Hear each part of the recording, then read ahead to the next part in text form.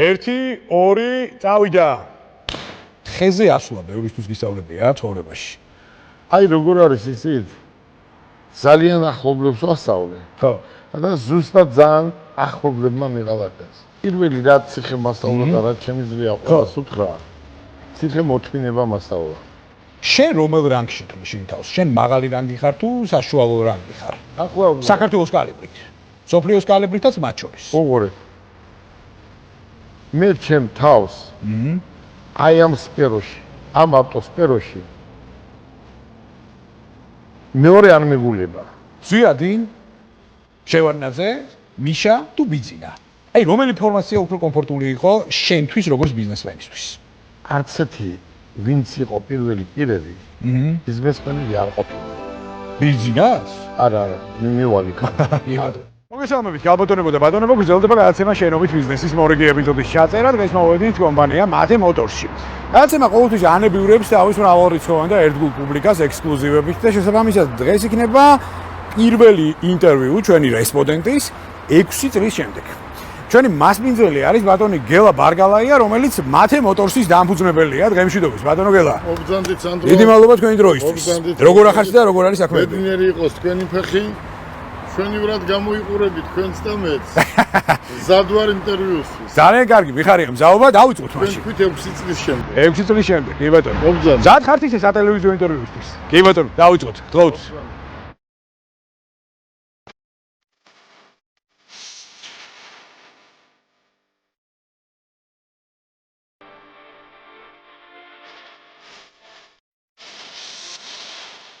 გელა დღემშვიდობის ძალიან დიდი მადლობა მასპინძლობისთვის უპირველეს ყოვლისა, როგორ არის საქმეები და მოკლედ მადლობა კიდევ ერთხელ რომ პირველი სატელევიზიო ინტერვიუ 6 წლის შემდეგ გაქვს გადაცემა შენობით ბიზნესთან. სანდრო, დიდი მადლობა მინდა გადაგიხადო მობრძანებისთვის. გელა ბარგალაია, განათლება საქართველოს ტექნიკური უნივერსიტეტი. საქმიანობა კომპანია მათე მოტორსის დამფუძნებელი. სენაკის საპატიო მოქალაქე, მსოფლიო გამოფენის წევრი. ბევრი ჟურნალისტი მოვიდა, ბევრს აინტერესებდა თუ როგორ რა ესე უცებ, ან ვაპირებდი, ან არ ვაპირებდი და საით მივდიოდი. მაგრამ მაქსიმუმ თავი შევიკავე, ჩვენი ძველი ურთიერთობიდან გამომდინარე ვარი ვერ გითხარი და იმას გეტყვი, რაც რეალურად არის. მადლობა პირველ რიგში, ძალიან დიდი მადლობა კიდევ ერთხელ, ანუ ექსკლუზიური ინტერვიუსთვის და დიდი მადლობა რომ 6 წლის შემდეგ ვართ პირველები. გელა, მოკლედ პირველი კითხვა რაც მინდა დაგისვათ, შენ ახსენე რომ ყველა ჟურნალისტს აინტერესებს რა როგორ და რანაირად, ეს კითხვა ცხადია, პირველი მე გამიჩნდა, რომ აი როგორ შეიძლება 6 წლიანი პაუზის შემდეგ ესე ვთქვათ, რეაბილიტაცია გააკეთო, ბიზნესის სრული რეაბილიტაცია და ეხლა თან პარალელურად კადრებსაც უყურებს ჩვენი მაყურებელი და ნახავს ძალიან დიდ და ალბათ ერთ-ერთ ყველაზე ძვირადღირებულ შოურუმს თელ რეგიონში, არა მარტო საქართველოში. როგორ მოახერხე ეს ყველაფერი და აი რეაბილიტაციის ეტაპები მინდა რომ მომიყვე. სანდრო, ძალიან ბევრს აინტერესებს. ძალიან ბევრს აინტერესებს რეალურად რა გავაკეთე და როგორ გავაკეთე. ეს არის ძალიან დიდი შრომის შედეგი. მაგრამ თავარი რა არის? თავარი არის სურვილი და ცოდნა და გამოცდილება. ახლა შეიძლება ადამიანს ყველაფერი ჩამოართვა, ყველაფერი წაართვა, მაგრამ ამ ცოდნას მაინც ვერ წაართვა. მე 6 წლის შემდეგ რომ მოვედი, 6 წლამდე შენ ძალიან კარგად იცი რა იყო მათე მოტორსი, იყო კავკასიაში ერთ-ერთი საუკეთესო კომპანია. ამ 6 წლის განმავლობაში ყოველ დღე ძირს ეცემოდა. მე მესმოდა და აი ამას ვნერვიულობდი. და რომ მოვედი კომპანიაში, ყველაზე მტკივნეული რაც დამხვდა არის ის, რომ ერთი ნათურაც კი არ ანათებდა. და ის ადამიანები, ვისი იმედიც მქონდა, წარმოიდგინე 20-30 წელი, რომ არაფრის მაქნისები რო არ იყვნენ და ვიღაცის თხოვნით, ვაკანსიით, იმით, ამით რომ მოვიყვანე, იცი რა წერილი მომივიდა, ეს ყველასთვის საინტერესოა. ეს არის გამოცდა. რა წერილი? ცხოვრების გამოცდა. წარმოიდგინე ადამიანს, რომელსაც არაფერი არ გააჩნია და გვერდზე დაიყენებ და აბსოლუტურად ყველაფერს გაუკეთებ.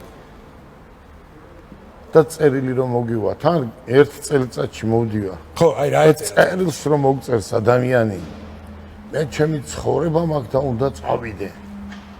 ამაზე უარესი არაფერი არ არის. ეს არის ღალატი. ცხოვრებაში, მთელ ცხოვრებაში ძალიან ბევრ წიგნს ვკითხულობ თქვენს, მეც საზოგადოებას. აი რამდენი ადამიანი შემოგეცალა, მოდი აი ესე ვთქვათ, რაოდენობაში. და ერთი იმას გეტყვი. კი. აი, ერთი გამონათქვამი ქონდა ჟვანიას, ძალიან დიდ პატრიცემდი მე ჟვანიას, სურაბ ჟვანიას. ძალიან ჭკვიანი ადამიანი იყო და ძალიან დიდი ხნის უკან ერთ ჟურნალისტს ესეთ ინტერვიუს აძლევს.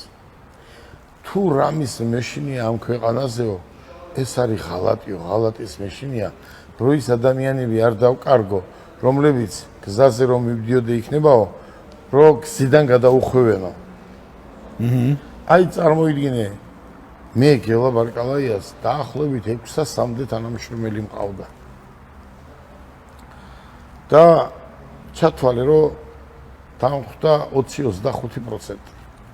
20-25%, ხო? აი წარმოიდგინე ახლა რამდენ რეგიონში მაქვს ცენტრი, ხო? თითქმის საქართველოში 70% მათემატორს ემსახურებოდა ყველა ძალოვან სტრუქტურას. სახელმწიფოს ემსახურებოდა. 20-25 წელია ჩვენ სახელმწიფოს ავტომობილებს ვარემონტებთ. სახელმწიფოზე ავტომობილებს ყიდიდით და ამით ყველა მაყოფილი იყო. ჩვენ ვიყავით რეალურად შემსრულებელი. სანდრო, მთავარი იცით რა არის? მთავარი ის არის, რომ ეს მე ვიციე საქმე. მე რო ვიციე საქმე, ისე შეიძლება მარტო საქართველოში კი არა, დედამიწის ზურგზე სამმა კაცმა არ იცოდეს.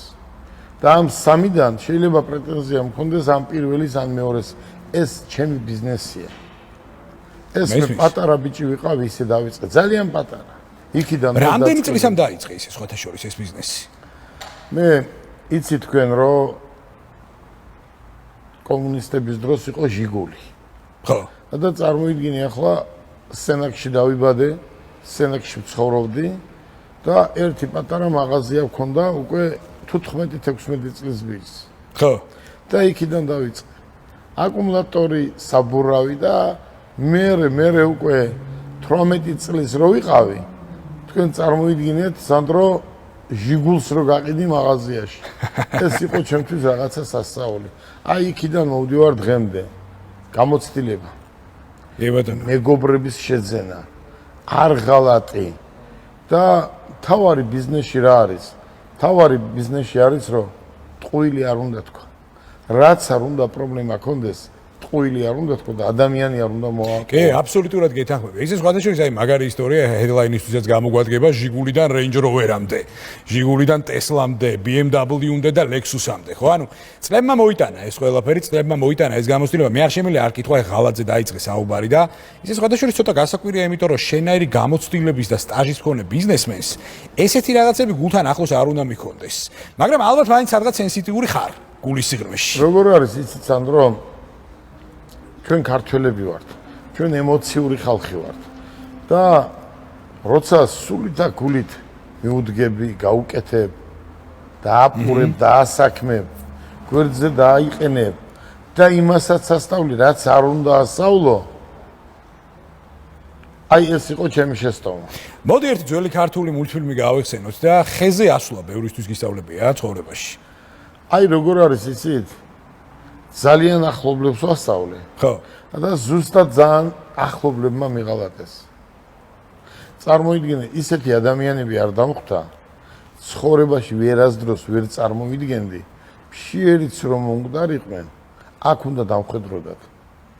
30 წელი ოჯახს რო უნახავდი და არაფერს რო არ წარმოადგენდნენ. მრეცხავებად, მანქანის მრეცხავებად რომ მივიღე. აი ესეთი ხალხი რაღაცებად გავხადე და ერთი წელი ბოლოს ერთი წელი არ დამელოდე. და რომ მოვედი ახლა 7-8 თვე აქ ვარ, ხო? და ჯერ არ მოსულა. და როგორ უნდა მოვინე, როგორ უნდა შემხედო. მათ ვერ წარმოედგინათ გელა ბარკალაია 6 წელი ციხეში და მე ესეთი თუ გამოვიდოდი. ციხე რა არის? პირდაპირ მინდა გითხრა სანდრო, რა არის ციხე? ციხე ჩემთვის არის მაგალითი გაკვეთილი მე მინდა აქ ვისარგებლო შემთხვევით და ციხის ყველა ხელმძღვანელს დირექტორს დიდი მადლობა გადაუხადო ის რო ამბობენ ესეთი რამე ხდება არაფერი არ ხდება აი გლდანის ციხის უფროსი არის ნოდარ ქინქლაძე წარმოიდგინე მე არ ვიცი მე ესეთი ადამიანი ღმერთისგან დაჯილდოებული ადამიანი მე არ მინახია წარმოიდგინე მარტო მე კი არა ნებისმიერ პატიმარს უყურებს როგორც მის ოჯახის წევრს კარგი ბიჭი ხარ და აბა რამე ვინმე გაგიბედოს სისტემა მუშაობს ძალიან კარგად და ამან გადამარჩინა ხო ისე საგულისხმოა ამის მოსმენა ეს შეიძლება ახლა ვინმეს გაუკვირდეს რომ ესე არა შე როგორიც ხარ აი ესე მოგიქცევიან დაკავებული ხარ ციხის უფროს არ დაუჭერი ხარ ხო იქ მიგიყვანეს მაგრამ ის ადამიანი გექცევა ზუსტად ისე როგორიც არის კანონი ექიმი თავის დროზე საჭმელი თავის დროზე სასმელი დაბანვა საჭმლის შემოტანა გარედან და არ ვიცი ახლა მე ვიცი სხვათა შორის აი შენ მე მაჩვენე რომ ციხეში გარკვეულ ესე ვთქვათ ორნამენტებსაც აკეთებდი შენ თვითონვე შენი ხელით მაგრამ სანამდე ამაზე ვისაუბრებთ მე მინდა გითხო აი ციხემ ზოგადად რა გასწავლა აი ბიზნესში რა გასწავლა ზოგადად და აი კიდევ ერთხელ ანუ ფაქტიურად პრეცედენტია დღეს საქართველოში ეს რომ აი ფენიქსივით აღდგა ის საქმიანობა და ის ბიზნესი და მე მჯერა რომ კიდევ მთავარი მწვერვალები ჯერ კიდევ წინ არის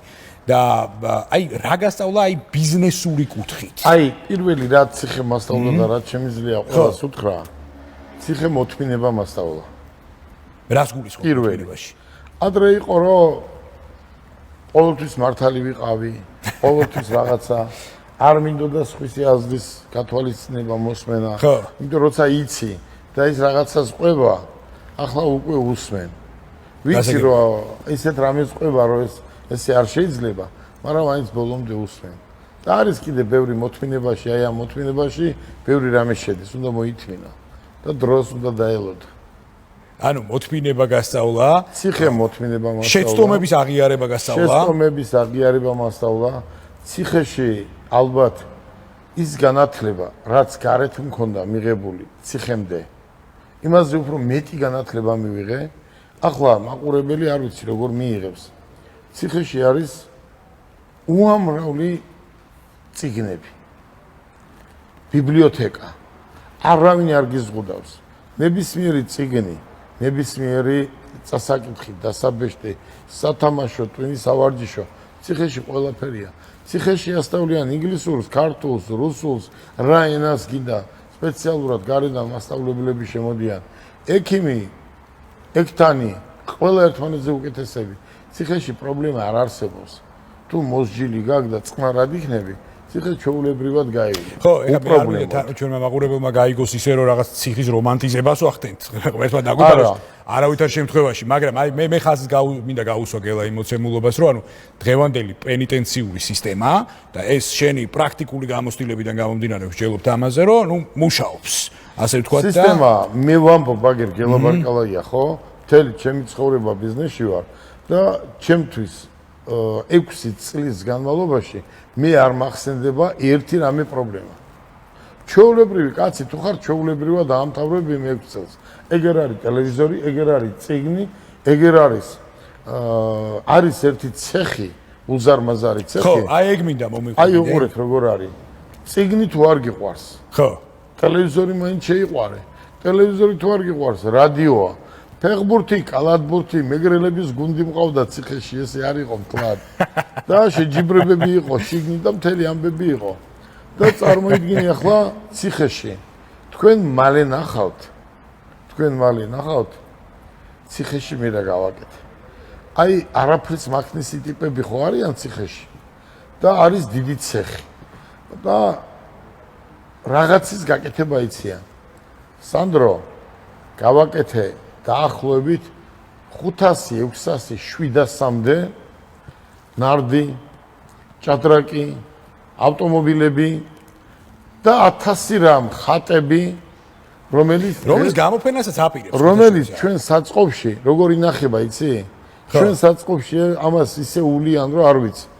აი როგორც ჩვენ ახლა ამ ავტომობილების რაღაც რაოდენობას კიდე ველოდებით და გვინდა გავაკეთოთ ავტომობილების გამოფენა, მაგრამ ცალკე იქნება აი ამ აქსესუარების, სუვენირების, რაც არის პატიმრების გაკეთებული, იმის გამოფენა. ეს იქნება უფრო მნიშვნელოვანი ვიდრე ავტომობილები. ხო, ისე რა საინტერესოა, რომ აი ამ შეხელობას რომელიც შეიძინე, ანუ უფრო დიდ მნიშვნელობას ანიჭებ, ვიდრე მაგალითად თუნდაც ამ ფეშენებელური კლასის ავტომობილებს. ხო, ეგეც ბევრ რამეზე მეტყველებს სხვათა შორის და მოდი გელა გადავიდეთ უკვე ბიზნესზე გადავიდეთ. უკვე გადავიდეთ ბიზნეს საქმიანობაზე, რომელიც ცდება საქართველოს საზღვრებს, რომელიც არაბთა გაერთიანებულ ემირატებში მიდის, რომელიც სომხეთში მიდის, რომელიც იმთავითვე საქართველოში არის და იქნება დარწმუნებული ვარ. მოდი აი საიდან იწყება მათე მოტორსი? ბევრმა იცის რომ მათე ეს შენი ვაჟის სახელია და შესაბამისად შენი ვაჟის სახელს ატარებს აქაურობას.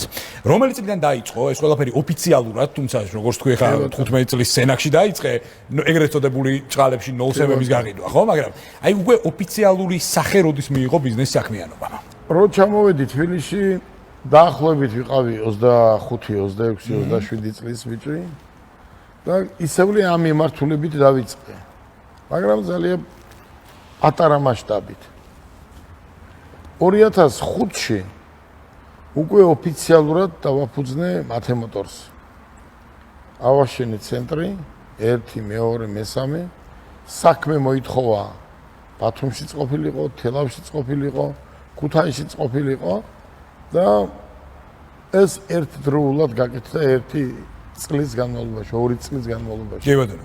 და როცა უკვე ევროსტანდარტების ცენტრები გაქვს, რა თქმა უნდა, სახელმწიფოს უნდა მოემსახურო.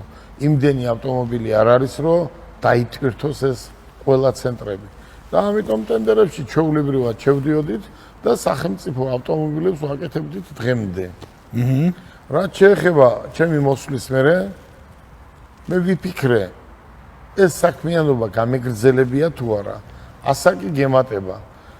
ბევრი პერი ყავს, ბევრი მოყვარე ყავს.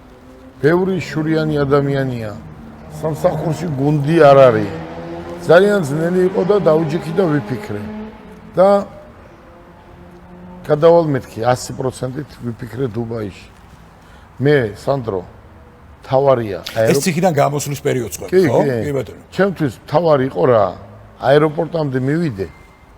სამალიოტში ჩავждე და საით გაფრინდება მნიშვნელობა არ აქვს.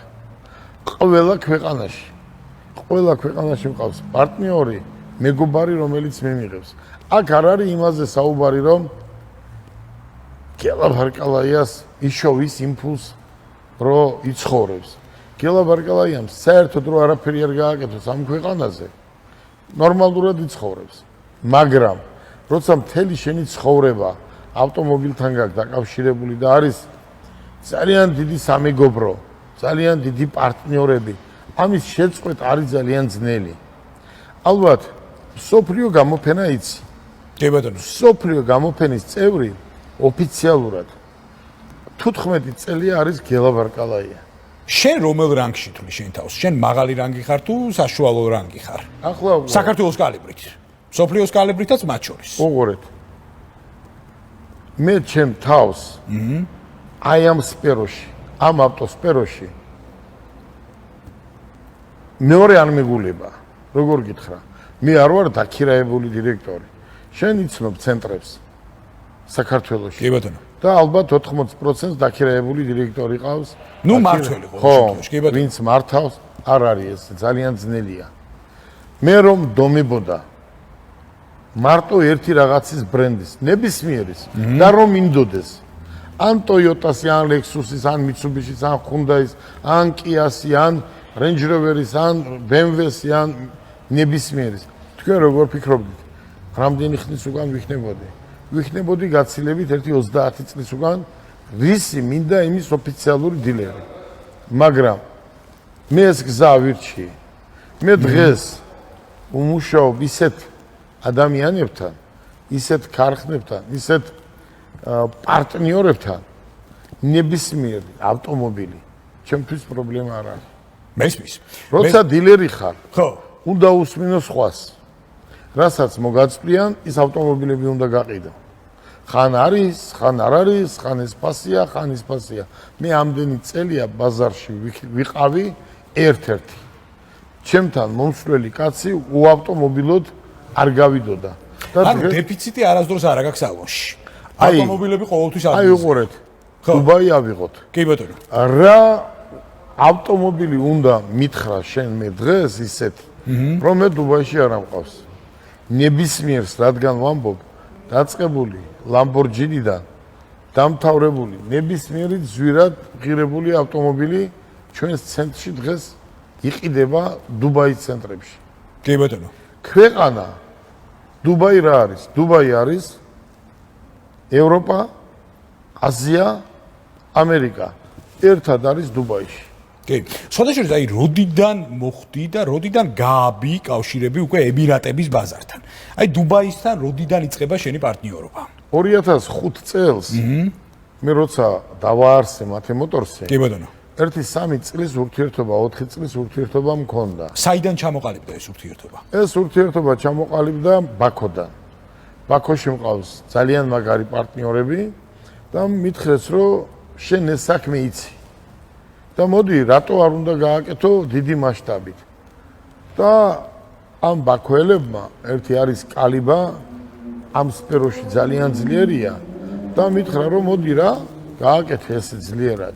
მაშინ არ იყო ის საშუალებები, იმდენის გამოცდილება არ იყო, ავტომობილები ხო ხედავ, ახალ-ახალი ავტომობილები შემოდის ყოველ დღე, ამას სოდნა უნდა. და დავიწყეთ 2, 3, 4, 5, 6 და 10-ის ესე შემოყვანა. ნელ-ნელა ბიზნესურად მივდექი და დღემდე ესე მოვედით. დღეს კიდე, სანდრო, ვერავინ ვერ წარმოიდგენდა, თუ გელაბარკალაია ამას გააკეთებდა, რაც გააკეთა. დუბაიშიც და აქაც. მაგრამ დუბაიში, რისი თქმაც მინდა, დუბაიში იმდენად კარგი მეგობრები მყავს და ერთი საინტერესო რამ მინდა გითხრა. ბრძანე. აი, ამ გადაცემაში ყველაზე საინტერესო იქნება ალბათ. როცა მოვედი ცენტრში, მე და მათე წავედით დუბაიში. და შეიკრიბა ჩემი მეგობრები. და ყველა საინტერესებდა თუ რატო ვიყავი 6 წელი იქ? რატომ? ხო. იმიტომ რომ არაბეთიდან 500, 600, 1000-მდე სერიოზული პარტნიორი საქართველოს ჩამოსულია. ყველა ხელისუფლების პირველი პირები. შეხვედრები როცა იყო, არაბებს ეუბნებოდნენ, რომ გელას უკან სახელმწიფო დგას.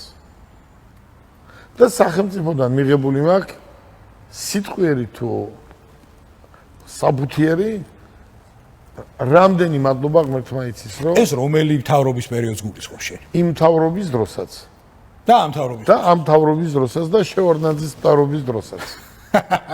იმიტომ რომ როცა ის მთავრობა მოვიდა, ის მთავრობა რომ მოვიდა, მე არ ვარ პოლიტიკოსი, ხო მე ვარ ბიზნესში.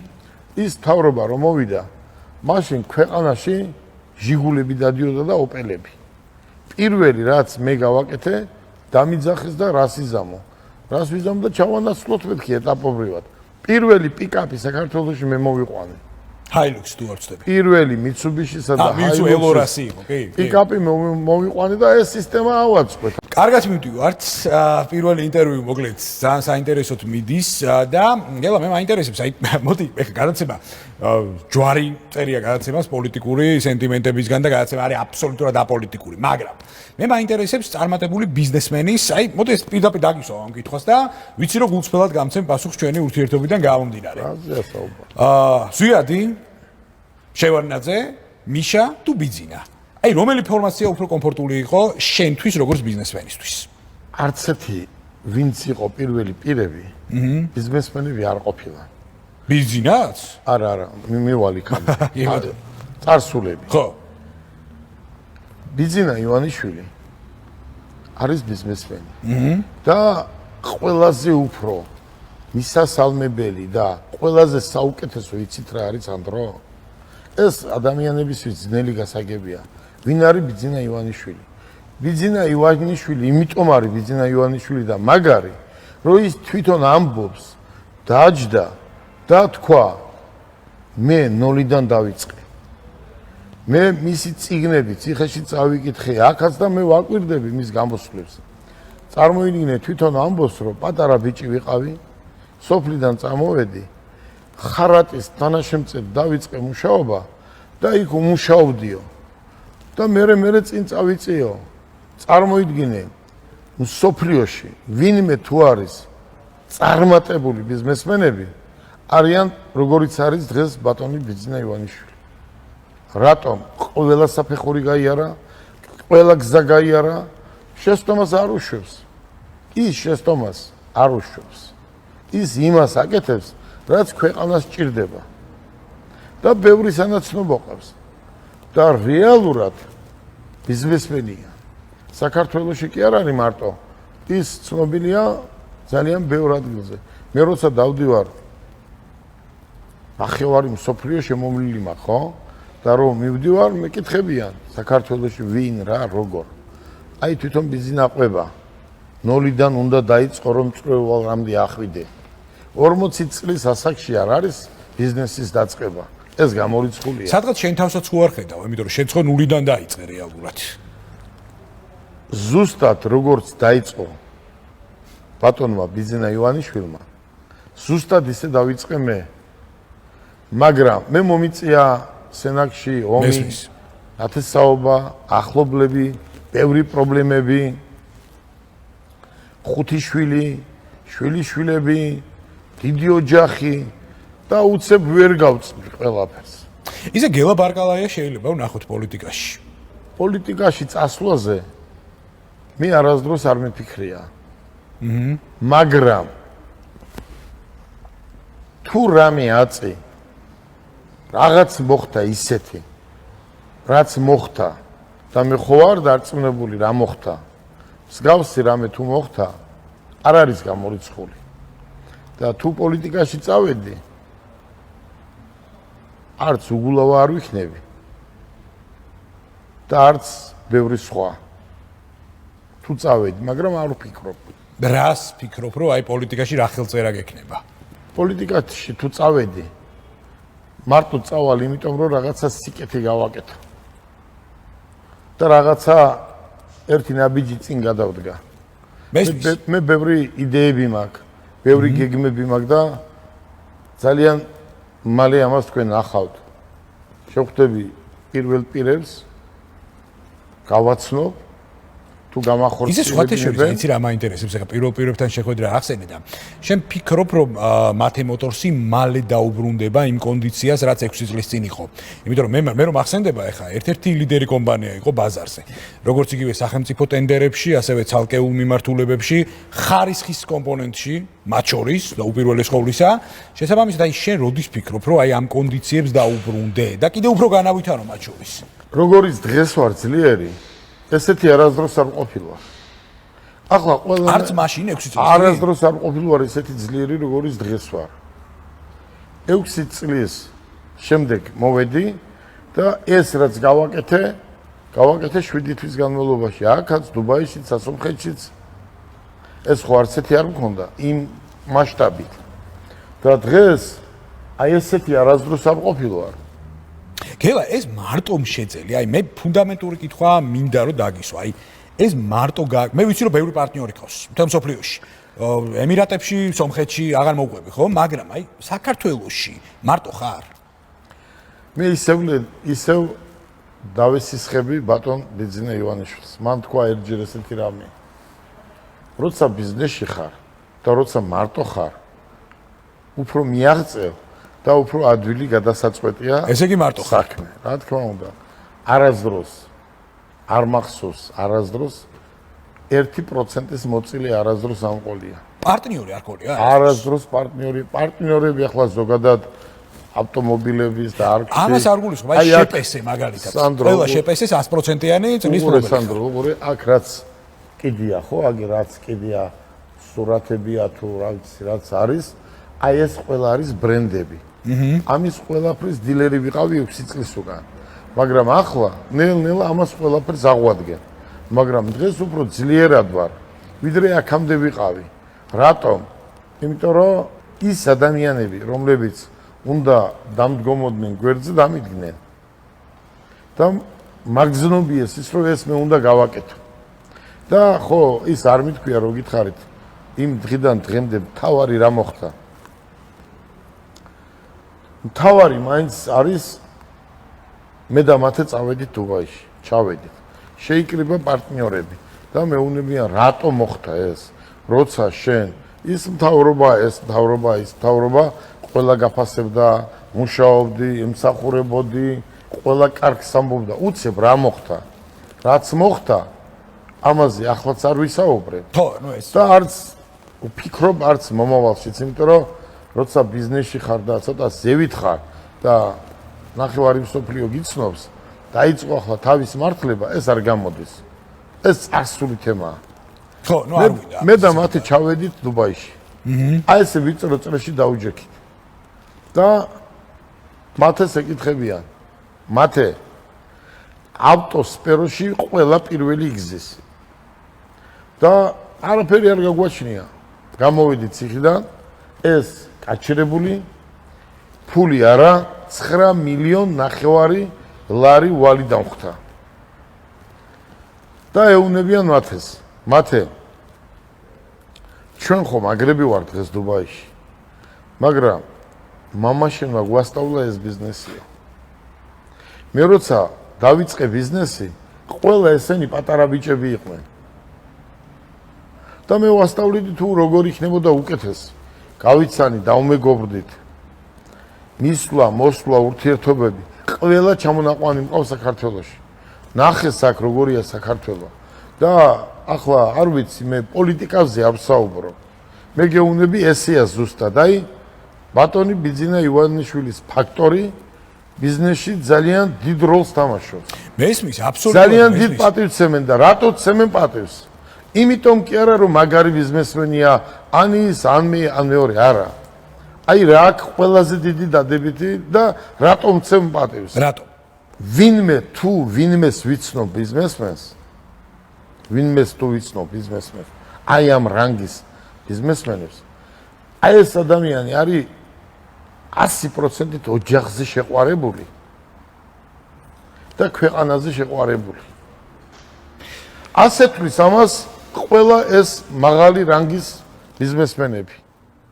ოჯახზე ყველა შეყვარებული, ოჯახი რო თუ არ გიყვარს, ბიზნესი ძნელი გასაკეთებელია, მაგრამ ის ყვება უყურე, ბავშვები, ბიჭები, ხო ხედავ, ყველანი გვერდზე უდგას, სწავლობენ, მოდიან და ოჯახი არის შეკრული. თუ ესე არ ხარ შეკრული, ძნელია ბიზნესის კეთება. ბიზნესაც ვერ არის. სულ პრობლემა გექნება. და ერთი რამე და კი, ძალიან, რა თქმა უნდა. რო ჩავედი ამ დუბაიში, ხო. იციან, იცნობენ ამათ ყველას. და კიდევ გეუბნებით ახლა მე ჩემ ცხოვრებაში არ ვარ ის კაცი რომ ვიღაცას რაღაცის გამო ვეფერო. ეს ყველა მიცის. მაგრამ დღევანდელმა პრემიერმა დუბაიში ჩვენ ხელფეხი გაგვიხსნა. თავისუფალი სავაჭრო აი წარმოიდგინეთ. აი დღევანდელმა პრემიერმა დუბაიში რაც გააკეთა, ეს არავის არ გაუკეთებია და არავის არ გამოსვლია. ნებისმიერი ტურისტი ჩავიდეს დუბაიში, შევიდეს მსოფლიოში არის დუბაი მოლი, ხო? ერთ-ერთი მსოფლიოში დიდი სავაჭრო ცენტრი. როგორც დაგინახავენ ქართველი ხარ თუ არა? აი გეკითხებიან რომ მე საქართველოში ვიყავი, რა ხალხი ხართ, რა მაგარია საქართველო, ეს ყველაფერი გააკეთა ამმა პრემიერმა, აი ამ დღევანდელმა პრემიერმა. გელა, ეხლა ისე ლაპარაკობ, ანუ ეხლა მე შეგნებოდა არ ვეხები ეხლა პოლიტიკურ თემას, რა თქმა უნდა, თუმცა პოლიტიკაზე არ ვსაუბრობ. არასდროს არ ვსაუბრობ, რაც მომწონს დღევანდელი მთავრობის, არის რაღაცები, რაც არ მომწონს, მაგრამ აი უყურე შენ ისე ახტაცებით საუბრობ, თუმცა აქვს ამას ლოგიკა, ეხლა აი ბიძინაზე მაგალითად მე მოყვები, ცალკეულ მიმართულებებში აბსოლუტურად მოყვები და გეთანხმები, რაზეა საუბარი. გელა, იცი რა მაინტერესებს, აი აპირებ აი ახლო მომავალში დაუბრუნდე თუნდაც ტენდერების მიმართულებას საქართველოში. როგორ არის იცი? მე ბიზნესმენი ვარ. არასდროს პოლიტიკაზე არ მიფიქრია და არც ვფიქრობ. ხო, ნუ პოლიტიკა გამშუაში არაფერშუაშია. მაგრამ როგორ არის იცი? თქვენ იცით რომ მე წინა მთავრობამ ძალიან გამანაწყენა. მართალი აი ამ დროს ვიყავი ციხეში. მაგრამ ეს რაღაც გაუგებრობა მოხდა.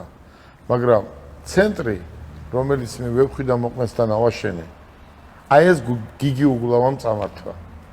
აი დღეს პირველად ვამბობ, ეს მე არავიზე არ მithქვია. თელ საქართველოს და ჩემს პარტნიორებს ყველას გონია რომ იმის ანაცვლოდ მე გიგულავ ეს ცენტრი ან მიწა ან რამე ამ ფული მომცა. მე ახლა შემიძლია ბიბლია ჩამოვიტანო, ბიბლიაზე ხელი დავდო და თქვა რომ არაფერი არ მოუციათ. გიგულავ დამიბარა ორშაბათს და ჩათვალე სამშაბათს ეს ცენტრი წამოწა. როცა მერი იყო დედაქალაქის, იმ პერიოდში იყო. მერი იყო დედაქალაქის. მაგრამ ახლა უყურე როგორ მოხდა. დღესაც არ არის ხო ხედავ არაფერი აშენებული. 10 წელია ესე ჰაერში. ეს არ შეიძლება, ესეთი რამე არ შეიძლება რომ ხდებოდეს. დღეს ნებისმიერ ადამიანს რო შეეკითხო.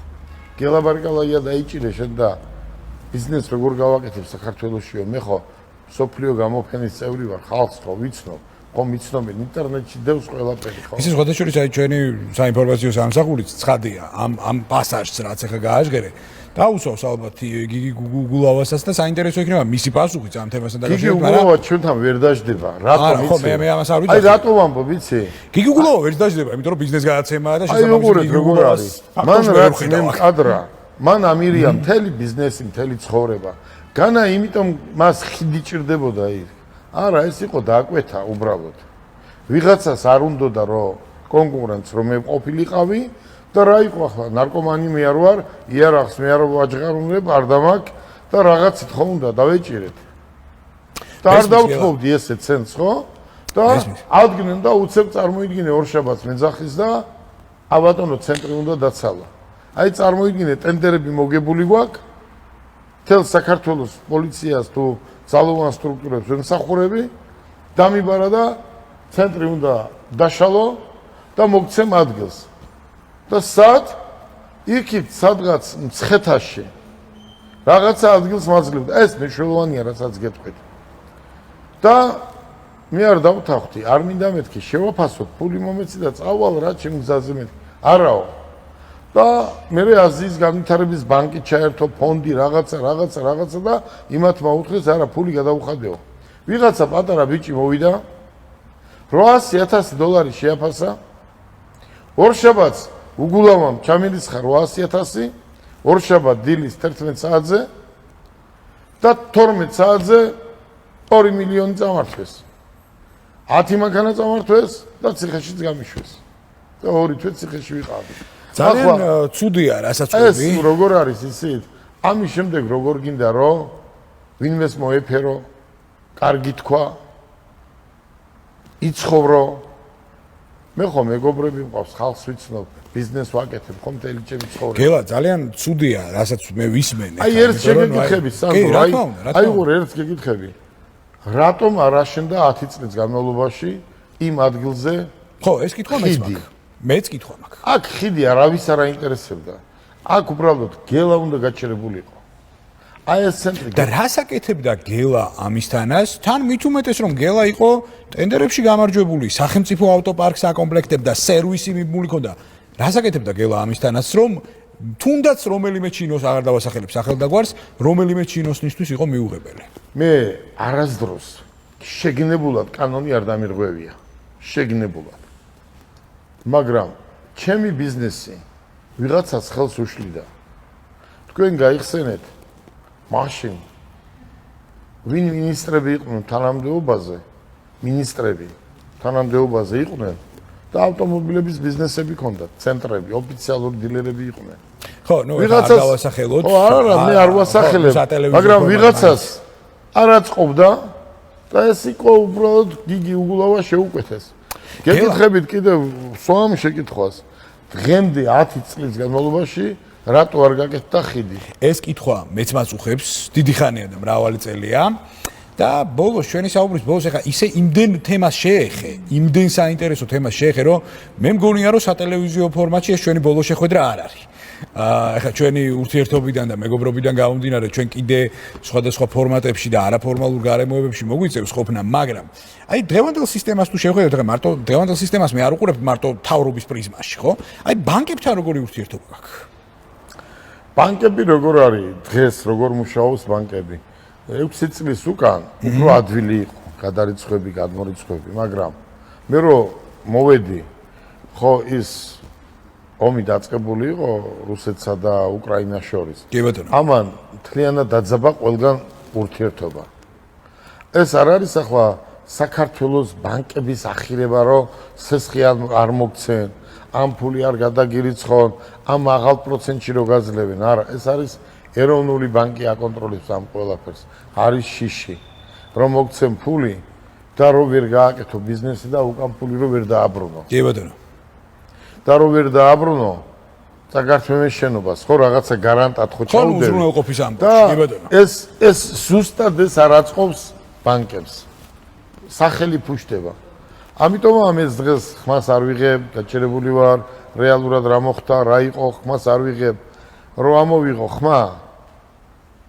ბიზნესში მე ბიზნეს ვერ გავაგრძელებ. რომ როცა ბიზნესმენებთან ზიხარ, მართალი ვარ, მტყვანი ვარ, ამის გარჩევა არ არის. ამიტომ მიჩვენია ეს თემა იყოს დახურული, 9 შვილი მყავს, მივხედო, ვასწავლო, განათლება მივაღებიო და რაც შემიძლია ქვეყანასაც გვერდზე დაუდგე.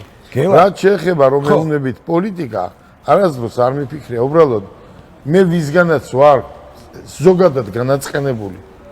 დედამიწის ზურზე არავის არ ვარ განაწყენებული. წარმოიდგინე, ციხის უფროზე არ ვარ ნაწყენი. იმიტომ რომ კაცურად მოიქცნენ. ისე მოიქცნენ, როგორც კანონში უწერია. წარმოიდგინეთ. არავის განაწყენებული არ ვარ. მე მხოლოდ ვარ ერთ ადამიანზე განაწყენებული. რომელიც დაასახელეს სხვა ეს არის გიგი უგულავა. გიგი უგულავა მამირია ყველაფერი. ეს რაც შეურაცხყოფები, რაც მე ავიტანე, ყველაფერი მოდის გიგი უგულავადან. და როგორ შეიძლება ახლა გიგი უგულავა ხვალ პოლიტიკაში მოვიდეს. როგორც გიგი უგულავა პოლიტიკაში მოვა, იმ დღეს გავაჩერებ ყველაფერს აბსოლუტურად. ღმერთმა დაიფაროს გიგი უგულავა და მისნაირები პოლიტიკაში მოვიდნენ. ერთი დღე არ ვიმუშავებ. გელა, ძალიან დიდი მადლობა მინდა გადაგიხადო გულწრფელის აუბრისთვის, რომელსაც მე შეხოთაშორის ველოდი და ვიცოდი, რომ შენი პირველი ინტერვიუ 6 წლის შემდეგ იქნებოდა ასეთი. დანარჩენი მოდი მაყურებელმა გასცეს. ჩემი სურვილი რა არის? ჩემი სურვილი არის დაახლოებით მე მექნება შეხვედრა იმ ადამიანებთან, ვისთანაც არის საჭირო, ჯერ ამას დავალაგებ, გავაკეთებ, ბათუმის ცენტრიც მისახედი მაქვს, დუბაიში ვმუშაობთ და ჩემი სურვილი რა არის, იცი, ხო რაღაცა გააქვს ადამიანს.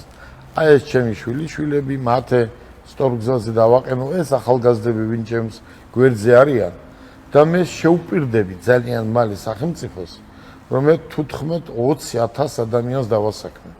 მე მაქვს პროგრამა, არავის ერთი კაპიკი ფული არ მინდა, 15-20 ადამიანს დავასაქმებ. მათ შორის 5,000 იქნება პატიმარი ან პატიმრის ოჯახის წევრები. პატიმარი, რომელსაც ციხის უფროსი მისცემს, ნახევარ სასჯელს მოიხდის, ციხის უფროსი მისცემს რეკომენდაციას, დავასაქმებ. თუ გამოუშვება. აი ესეც დღევანდელი გადაცემის ფინალი. გელა, წარმატებებს გისურვებ. ძალიან დიდი მადლობა საინტერესო საუბრისთვის. მომავალ შეხვედრამდე დაგემშვიდობები. პირიქით, დიდი მადლობა. და მოკლედ, კარგი ინტერვიუ გამოგვივიდა. პირიქით, დიდი მადლობა მობრძანებისთვის. დღეს პირველად 6 წლის შემდეგ თქვენ მოგეცეთ ინტერვიუ. ეს იყო სულთად გულიდან ამოღებული სიმართლე, რასაც ვამბობ, არის სიმართლე და არის სიმართლე, რა სიზა. მთელი ჩემი ცხოვრება სიმართლით ვიცხოვრე და ესე უნდა გავაგრძელო. და მაგალითი უნდა მივცე იმ ახალგაზრდებს, ვინც დღეს ჩემთან მუშაობენ. ბევრი წარმატება შენ. მომავალ შეხვედრამდე.